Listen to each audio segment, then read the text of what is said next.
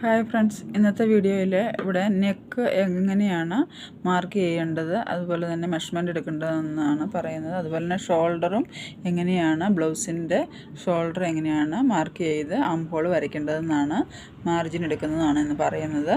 ഇവിടെ നെക്ക് നമ്മൾ മാർക്ക് അടയാളപ്പെടുത്തിയിട്ടുണ്ട്. ഇത് ബാക്ക് നെക്കാണ് അടയാളപ്പെടുത്തിയിരിക്കുന്നത്. ഇവിടുന്ന് ഫോൾഡിൽ നിന്ന് 2.5 ഇഞ്ചാണ് ഇങ്ങോട്ട് എടുത്തിരിക്കുന്നത്. ഇവിടുന്ന് ഇങ്ങോട്ടേക്ക് നമുക്ക് 3 ഇഞ്ചാണ് അകലം എടുത്തിരിക്കുന്നത്. അതിനുശേഷം ആം ഹോളിന് വേണ്ടിയിട്ട് നമ്മൾ 5.5 എടുത്തിട്ടുണ്ട്. അതിൻ്റെ സെൻറ്റർ കാണണം.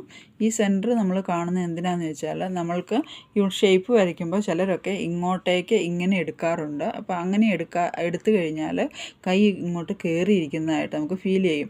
അങ്ങനെ ആ ഫീലിംഗ് ഉണ്ടാകാതിരിക്കാൻ വേണ്ടിയിട്ട് ഈ ഇവിടം മുതൽ, ഷോൾഡറിൻ്റെ ഇവിടം മുതൽ നമ്മൾ ഇവിടെ കൈക്കുഴിയുടെ എൻഡ് വരെ ഇവിടെ കണ്ടോ, ഇവിടെ വരെ കാണിച്ചിരിക്കുന്ന ഈ മാർക്ക് വരെ ഇതിൻ്റെ സെൻറ്റർ നമ്മൾ കാണണം. ആദ്യം സെൻറ്റർ എത്ര വരുന്നത്, 6 ആണെങ്കിൽ 5.5 ആണെങ്കിൽ 2.75 വരും, 2.25 വരും, 2.25 വരും അല്ലേ. അപ്പം 5.5 ആണെങ്കിൽ, അതേപോലെ 6 ആണെങ്കിൽ 3 വരും. അപ്പം നമ്മൾ അതിൻ്റെ സെൻറ്റർ ഇവിടെ മാർക്ക് ചെയ്യുക. ആ മാർക്കിൽ നിന്ന് വേണം എന്തെടുക്കാൻ, ഈ ഷേപ്പ് എടുക്കാനായിട്ട്. ഇത് നമ്മൾക്ക് ഇവിടുന്ന് ഇങ്ങോട്ട് വരുന്ന അകലം നമ്മൾ ഇവിടുന്ന് തന്നെ ഇങ്ങനെ വരുമ്പോൾ ഏകദേശം 1 ഇഞ്ച് നമ്മൾക്ക് ഏകദേശം അത് കിട്ടുന്നതായിരിക്കും. ഈ ഷേപ്പ് ഇവിടുന്ന് ഇങ്ങോട്ടുള്ള ഈ അകലം ഉണ്ടല്ലോ, ഈ അകലം വരുന്നത് നമുക്ക് 1.5 ഇഞ്ച്, 1 ഇഞ്ച് മതിയാവും.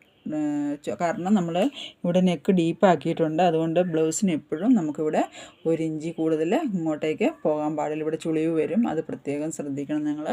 പിന്നെ അതുപോലെ തന്നെ ബാക്കിന് എടുക്കുമ്പോൾ കറക്റ്റ് ഇവിടെ നമ്മൾ ചെസ്റ്റിൻ്റെ എത്ര അളവുള്ളത് അത് കറക്റ്റായിട്ട് എടുക്കുക. ഫ്രണ്ടിന് മാത്രം ഒരു 1/2 ഇഞ്ച് കൂടുതലായിട്ട് നമ്മളിവിടെ മാർക്ക് എടുക്കണം. കാരണം എന്നാന്ന് ചോദിച്ചാൽ, ഇവിടെ ടക്ക് അതുപോലെ തന്നെ കപ്പൊക്കെ പിടിക്കുമ്പോൾ നമുക്കിവിടെ ടൈറ്റ് വരാതിരിക്കാൻ വേണ്ടി നമ്മൾ കൂടുതലെടുക്കുക. അതിന് ശേഷം ഇതിൻ്റെ